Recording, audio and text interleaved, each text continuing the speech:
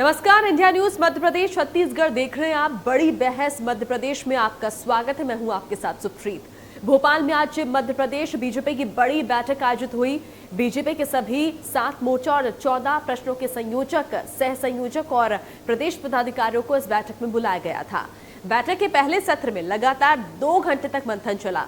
इसमें मुख्यमंत्री शिवराज सिंह चौहान, बीजेपी के प्रदेश अध्यक्ष वी.डी. शर्मा और बीजेपी के प्रभारी मुरलीधर राव का उद्बोधन हुआ। मुरलीधर राव ने महिला मोर्चा और युवा मोर्चा के पदाधिकारियों पर समय सीमा में टारगेट पूरा न करने को लेकर नाराजगी भी जाहिर की। पहले सत्र में सभी मोर्चा प्रकोष्ठ की सामूहिक बैठक हुई और दूसरे सत्र में मोर्चा प्रकोष्ठों की अलग अलग बैठकें हुई। बीजेपी के प्रदेश अध्यक्ष वी.डी. शर्मा ने बताया कि पूरे 1 साल के लिए आगामी कार्य योजना बनाई गई है। मोर्चा प्रकोष्ठ को कई तरह के कार्यक्रम और टारगेट दिए गए हैं। साथ ही सभी मोर्चा और प्रकोष्ठों को जमीनी स्तर पर ज्यादा से ज्यादा काम करने और कार्यक्रम अभियान चलाने के निर्देश भी दिए गए हैं। गौरतलब है कि अभी हाल ही में मध्य प्रदेश बीजेपी ने अपनी कई मोर्चा और प्रकोष्ठ में नए पदाधिकारियों की नियुक्ति की है। मोर्चा प्रकोष्ठ के पुनर्गठन के बाद ये पहली बैठक आयोजित की गई थी। वहीं कांग्रेस की बात की जाए तो ग्वालियर पहुंचे पूर्व मुख्यमंत्री और कांग्रेस महासचिव दिग्विजय सिंह ने 2023 के चुनावों को लेकर संभागीय स्तर के पदाधिकारियों के साथ मैराथन बैठकें ली। इस बैठक के विषय में जानकारी देते हुए दिग्विजय सिंह ने कहा कि हम प्रदेश में कांग्रेस कार्यकर्ताओं के ऊपर हो रहे अत्याचार पर उन पर सरकार द्वारा लादे गए झूठे मुकदमों के खिलाफ जनता के बीच जाकर विरोध दर्ज कराएंगे। बेरोजगारी, महंगाई, भ्रष्टाचार के साथ आदिवासी समुदाय के ऊपर हो रहे अन्याय को लेकर जमीनी स्तर पर, संभाग स्तर पर सभी वरिष्ठ नेता और विधायक यात्राएं करेंगे। जन जागरण अभियान निरंतर चलता रहेगा। भाजपा लोगों का ध्यान बांटने के लिए हिंदू मुस्लिम की बात करती है। वहीं प्रदेश पर लगातार बढ़ते कर्ज को लेकर उन्होंने सरकार को घेरे में लिया।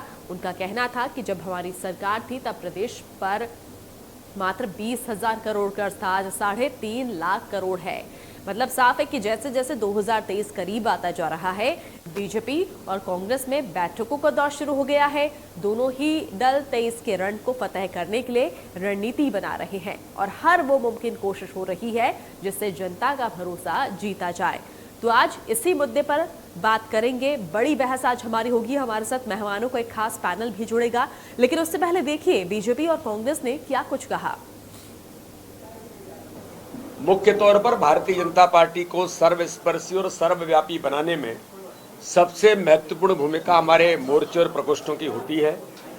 इसलिए हर समाज वर्ग से लेकर के अलग अलग प्रकार के सेगमेंट के लोग भारतीय जनता पार्टी के साथ जो हम लगातार इस माध्यम से संपर्क करने का हमारा अभियान है, तो इस बड़ी ताकत को और ताकत देना और हम नीचे तक हमारा जो संगठनात्मक ढांचा है उसकी समीक्षा के साथ नीचे तक हम अपनी चीज़ों को ले जाने का प्रयास करें।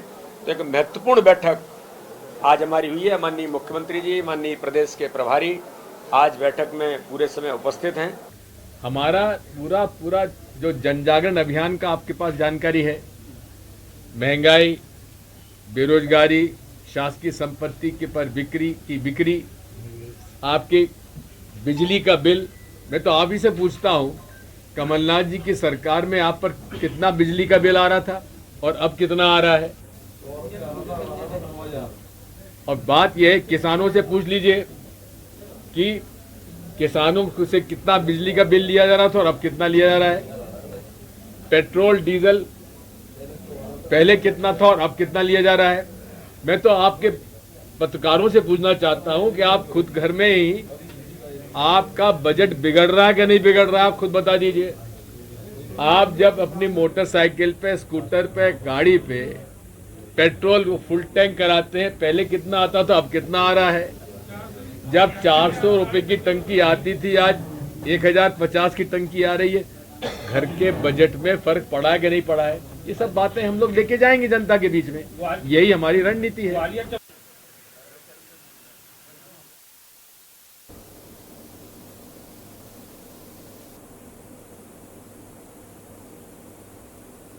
तो लगातार बैठकों का दौर जारी है। 2023 में होने वाले चुनाव को लेकर दोनों ही पार्टियां जोरों शोरों से लगी हुई हैं और ऐसे में 2023 के रण को लेकर लगातार देखा जा रहा है कि बैठकें हो रही है, चाहे बीजेपी की बात करें, कांग्रेस की बात करें, और अपने अपने तरीके से दम यहां पर लगाया जा रहा है, अपने अपने पक्ष में माहौल बनाने की यहां पर कोशिश की जा रही है। तो एक तरफ बीजेपी ने पूरे 1 साल के लिए कार्य योजना तैयार कर ली है, तो वहीं दूसरी तरफ कांग्रेस ने भी ग्वालियर में बैठक यहां पर हुई। दिग्विजय सिंह इस बैठक में मौजूद रहे खास तौर पर, और ऐसे में रणनीति यहां पर बनाई जा रही है, प्लानिंग हो रही है अगले साल को लेकर, 2023 के चुनाव को लेकर। एक्शन मोड में दोनों ही पार्टियां आमने सामने खड़ी हुई है और तैयारी यहां पर जोरों शोरों से चल रही है। एक तरफ भोपाल में बीजेपी की बड़ी बैठक हुई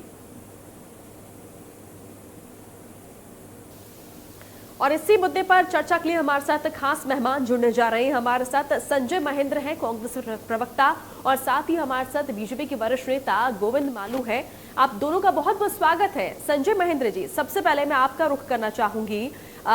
लगातार जो यहाँ पर देखा जा रहा है कि तैयारी यहाँ पर जोरों शोरों से चल रही है। एक तरफ बीजेपी ने तो पूरे साल भर की योजना यहाँ पर बना ली है कि 1 साल तक क्या कुछ कार्य योजना रहेगी, क्या कुछ कामकाज होगा, किस तरह से जनता के पास जाया जाएगा। कांग्रेस की क्या तैयारी है 2023 के लिए? मैडम, जैसा कि मैं आपको ये बोलना चाहता हूँ, आवाज मेरी इको कर रही है मैडम? जी कहिए। जैसे मैं पहले भी इस बात को बता चुका हूँ कि भारतीय जनता पार्टी किस आधार पर लोगों के बीच में जाएगी। आज ही गैस सिलेंडर के दाम 50 रुपए बढ़ाए हैं उन्होंने। कांग्रेस की तैयारियों का जहां तक सवाल है, आप समझ लीजिए कि कांग्रेस की तैयारियां बिल्कुल अप टू द मार्क हैं। हमारे सोशल मीडिया पर, इंस्टाग्राम और ट्विटर पर भारतीय जनता पार्टी से 83,000 फॉलोअर्स हमारे ज्यादा हैं। हम हर जगह उनको बीट कर रहे हैं। आपके लोग, उनके भाजपा के लोग क्यों कम हो रहे हैं, ये समझने की बात है। भारतीय जनता पार्टी ने 2014 से जिस फर्जी फैक्ट्री की शुरुआत की थी IT सेल के नाम की, अब धीरे धीरे लोगों को समझ में आने लगा है कि आलू से सोना बनाने वाले वीडियो को बहुत ज्यादा एडिट करके वो नहीं चला सकते। तो धीरे धीरे उनकी पोल खुल रही है और लोग उनसे जुड़ने वाले अपने आप ही कटते जा रहे हैं। तो इसलिए कांग्रेस को इनकी कम आ रही है।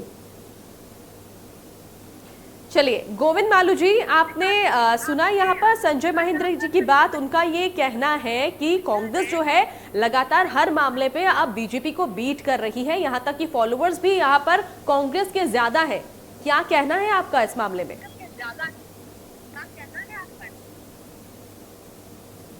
प्रश्न सुनाई में नहीं आया मुझे।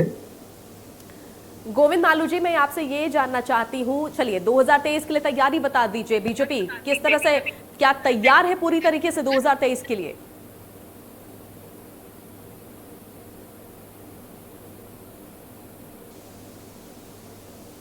गोविंद मालू जी, आप तक आवाज पहुंच पा रही है हमारी? आपकी आवाज पूरी ठीक ढंग से नहीं पहुंच पा रही है। हेलो गोविंद मालू जी, एक बार फिर से मैं अपना प्रश्न दोहराती हूँ। हमारे साथ संजय महेंद्र जी हैं, कांग्रेस के प्रवक्ता हैं। उन्होंने यहाँ पर अपनी बात रखी। उन्होंने हमें बताया कि किस तरह से बीजेपी के जो फॉलोअर्स हैं वो कम होते जा रहे हैं, कांग्रेस के फॉलोअर्स बढ़ रहे हैं, और ऐसे में कांग्रेस लगातार अब आगे बढ़ रही है, बीट करती हुई नजर आ रही है बीजेपी को। इस पर आप क्या कहना चाहेंगे?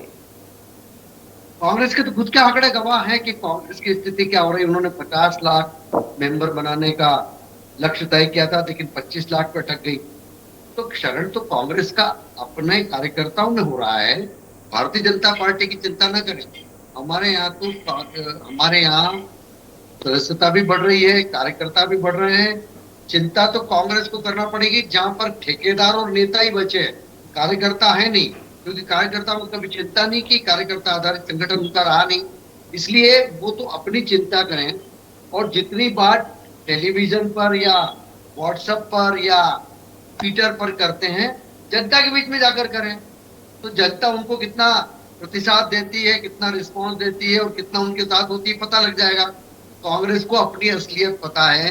केवल चरित्र हनन की राजनीति करना, केवल व्यक्तिगत आरोप, बिलो द बेल्ट आरोप लगाना, उसके बाद कोर्ट में जाना, सजा पाना, ये कांग्रेस का काम है। जनता की लड़ाई लड़के सजा पाने का काम कांग्रेस कभी नहीं करती। चलिए, मुझे और लगता है संजय महेंद्र जी अपने आपकी बात का जवाब देना चाहते हैं। संजय महेंद्र जी, बंदर बांट कांग्रेस को करने अपनी का चिंता काम करनी कांग्रेस चाहिए। का है। जी मैडम दोबारा बोलिए प्लीज। संजय महेंद्र मैडम जी, दोबारा दोहराइए। जी जी, अपनी बात रखिए। आप अपना सवाल दोबारा दोहराएं प्लीज। आपने सुना यहाँ पर गोविंद मालूक जी की बात। उनका ये कहना है कि कांग्रेस को किसी और की चिंता करने की जरूरत नहीं है, बीजेपी की चिंता नहीं करिए, कांग्रेस की चिंता करिए। नहीं, मुझे तो मैडम बीजेपी की चिंता करने की आवश्यकता कहीं बिल्कुल भी नहीं रही है, क्योंकि भारतीय जनता पार्टी जिस रास्ते पर चल रही है उस रास्ते पर तो भारतीय जनता पार्टी पूरी कांग्रेस में होती जा रही है। हमारे यहाँ के जो बिकाऊ लोग हैं, जिनको खरीद कर कांग्रेस के लोगों को खरीद कर भारतीय जनता पार्टी ने जिस तरीके से अपना सिर्फ गर्व से ऊंचा करके कमलनाथ जी की सरकार गिराई, अब भारतीय जनता पार्टी का कार्यकर्ता कैडर बेस वहां बचा ही कहां? वहां तो आधे से ज्यादा कांग्रेस ही पहुंच चुके हैं। भारतीय जनता पार्टी का समर्पित कार्यकर्ता तो अपने आप को हताश और ठगा हुआ महसूस कर रहा है। उसको तो यही समझ में नहीं आ रहा कि उसकी जगह सुनिश्चित है भी कि नहीं, या उसकी जगह कल तक कोई आया हुआ भारी आदमी ले लेगा। आप तो बहुत वरिष्ठ है गोविंद जी। आपके समय का दौर की भाजपा और आज के समय के दौर की भाजपा में जमीन आसमान का अंतर है। अब तो आप जैसे लोगों को भारतीय जनता पार्टी मार्गदर्शन की सुविधा में रखती है, रणनीतिकार की सुविधा में नहीं रखती। लालकृष्ण आडवाणी जी इसका उदाहरण है। इसलिए कांग्रेस की चिंता आप न करें। चलिए गोविंद मालू जी, आप बताइए कि बीजेपी की क्या प्लानिंग है 2023 को लेके। पहली बात तो यह कि भारतीय जनता पार्टी कभी चुनाव को लेकर के कोई भी योजना नहीं बनाती है। संगठन को मजबूत करने की, संगठन को चालना देने की और संगठन के कार्यक्रम का क्रियान्वयन करने की योजना बनाती है। कभी भी हम किसी भी चुनौती से निपटने में सक्षम हैं। हमारे जितने भी संगठनात्मक हमारे जो संगठन हैं, जो चाहे वो प्रकोष्ठ हो, मोर्चा हो, उन सबका गठन होकर वो अपने अपने क्षेत्रों में काम करके सरकार की योजनाओं को वहां तक पहुंचाएं, ये हमारा लक्ष्य होता है। हम चुनाव वाले दिन काम नहीं करते, हम चुनाव से 1 महीने पहले भी काम नहीं करते। हमारा 24/7 जनता के बीच में रहना, कार्यकर्ताओं को मोटिवेट करना, सरकार के कामों को पहुंचाना, क्योंकि जो सरकार काम करेगी वही पहुंचाने का मादा रखती है, वही कार्यकर्ताओं का ओरिएंटेशन करती है, वही नेता उनके जनता के बीच में जा सकते हैं। ये तो अंडे पत्थर और लाठी और सबका सामना उनको करना पड़ता है। तो जो सरकार काम करती है, जो कार्यकर्ता जनता के बीच में रहते हैं, जो नेता जनता की पीड़ा समझकर, उनके दुख दर्द को समझकर उनको दूर करने का काम करते हैं, वही जनता के बीच में संवाद करते हैं और लगातार जनता के बीच में रहते हैं। इसलिए हमें चुनाव या चुनाव ना हो या हो, उससे कोई भी हमें कोई घबराहट नहीं होती है। हमारा संगठन का काम सुचारू रूप से चलता रहे और जो हमारी कार्य योजना है उसकी चालना उसको मिलती रहे, इसके लिए हमारा संगठन 24/7 काम करता है। हम एक सेवा भावी संगठन के रूप में काम करते हैं। हम सामाजिक कार्य भी करते हैं, राजनीति केवल नहीं करते, और समाज कार्य से हम राजकारण में जोड़ते हैं लोगों को, और उनका फीडबैक जो मिलता है जनता के बीच का, उससे हमारे जो कामों की समीक्षा हम अपने आप करते हैं और हम उसको परिष्कृत करते हैं। चलिए ठीक है, मुझे लगता है संजय जी अपना रिएक्शन देना चाहते हैं। संजय जी। मैडम, इन्होंने कहा गोविंद जी ने कि 24/7 ये चुनावी मोड में रहते हैं। हाँ बिल्कुल रहते हैं चुनावी मोड में, इस बात से तो कोई इनकार कर नहीं रहा। भारतीय जनता पार्टी को सिवाय चुनाव की फिक्र के और दूसरी फिक्र सताती कहाँ है? जनता को महंगाई की मार से कमर तोड़ दी जाए, उसकी फिक्र इनको नहीं सताती। जनता को रोजगार, युवाओं को रोजगार ना मिले, उसकी चिंता इनको नहीं सताती। और तो और दलितों पर अत्याचार हो, ये शांत बैठ के देखते रहे, उसकी चिंता इनको नहीं सताती। प्रदेश के हालात जिस तरीके से खराब होते जा रहे हैं, उसकी चिंता इनको कभी भी नहीं सताएगी, क्योंकि इनके दिमाग में 24/7 चुनाव रहता है। कार्यकर्ता समाज सेवा करने के लिए जाते हैं। कोरोना से WHO कह रहा है 47 लाख मौतें भारत में हो गई। मध्य प्रदेश के आंकड़ों का अंदाजा आप खुद लगा लीजिए, 31.92% मौतें होना कोरोना से, यानी 32% के लगभग। पूरी दुनिया में जितनी मौतें होंगी उसका 32% का हिस्सेदार हमारा देश है। और ये तब है जब हिंदू हृदय सम्राट प्रधानमंत्री श्री नरेंद्र मोदी राज कर रहे हैं, और उनकी सत्ता को चुनौती देने वाला भारतीय जनता पार्टी से तो कहीं कोई आवाज उठाने वाला है ही नहीं। कांग्रेस के अंदर तो आंतरिक लोकतंत्र भी इतना मजबूत है कि G23 गुट बन जाता है और लोग अपनी बात कहते हैं। लेकिन भारतीय जनता पार्टी को 24 घंटे चुनाव की फिक्र रहती है। इस बात की फिक्र तो कम से कम कहीं नहीं होती कि बढ़ती महंगाई पर नकेल कैसे कसी जाए, युवाओं को रोजगार कैसे दिया जाए और क्या साधन जुटाए जाए, बिजली का संकट कैसे दूर किया जाए। अभी 4 दिन पहले तक कह रहे थे लोग बाग कि बिजली का कोई संकट नहीं है, कोयले का कोई संकट नहीं है। अब कोयले के संकट का आलम यह है कि आप सभी देख रही हैं, अखबारों में सब जगह छपी रहा है, मीडिया में सब जगह आ ही रहा है। तो ये प्रदेश की जनता को क्या देंगे 2023 में, बलियारी है मेरे को तो इनकी समझ। चलिए, मैं सीधे यहाँ पर उन्हीं का रुख लेती हूँ। गोविंद जी, कई मुद्दों को यहाँ पर संजय जी ने गिरा दिया है, चाहे बेरोजगारी की बात हो, महंगाई की बात हो, गर्मी में बिजली की बात हो। इन मुद्दों को लेकर बीजेपी का क्या आगे की रणनीति है? क्या इसको लेकर 2023 में कोई बड़ी घोषणाएं करेगी बीजेपी? भारतीय जनता पार्टी तो केवल योजना ही नहीं घोषणा करती है, उसकी क्रियान्विति उसी दिन से शुरू करती है। आपने देखा स्टार्टअप की नई पॉलिसी आई, उसका इम्प्लीमेंटेशन दूसरे दिन से प्रारंभ कर दिया। आज ही चर्मकारों के लिए एक योजना सरकार ने, मुख्यमंत्री जी ने बनाई, स्वावलंबी कैसे बने, महिलाओं के लिए उनको सुरक्षा का ट्रेनिंग देना और उनको उसका सुरक्षा की जगह पर वो लोग अपना व्यवसाय, उनकी नियुक्ति हो ताकि वो वहां पर उससे अर्निंग कर सकें।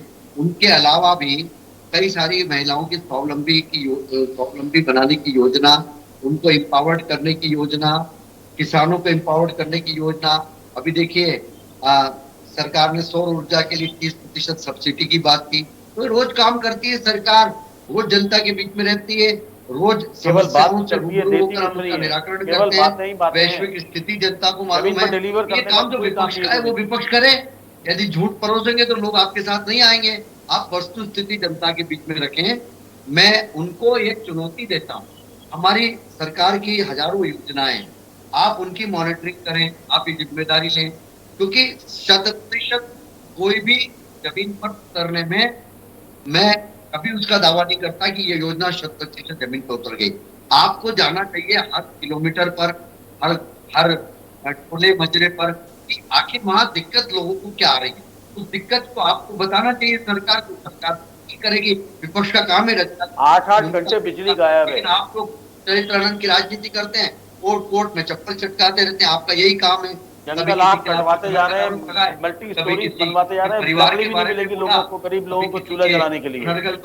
इससे कुछ वो माफिया आपके संरक्षण में पल रहा है। प्रदेश का भला तो तब होगा शराब माफिया आपके संरक्षण में पल रहा है। सहभागी बनेंगे और चरित्र हनन की राजनीति से दूर जाकर प्रशासनिक व्यवस्था आपके यहाँ बिल्कुल नजर है।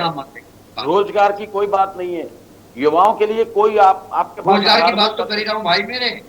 अभी 3 दिन में सरकार ने इतनी सारी घोषणा कर दी। सिर्फ घोषणा ही कर दी ना, घोषणा भी तो मामा कहते ही सरकार रोज कर रही है सरकार घोषणा। इतनी घोषणाएं आप आंकड़े बता दीजिए। 7 दिन लगे हैं औद्योगिक नए क्षेत्र का प्लानिंग, रेहड़ी वालों को आप ये लगे कि संगठन मजबूत कैसे हो, चुनाव कैसे जीता जाए, देना, आर्थिक सुरक्षा देना। देखिए गोविंद जी, हमारे झूठा वादा हम नहीं करते।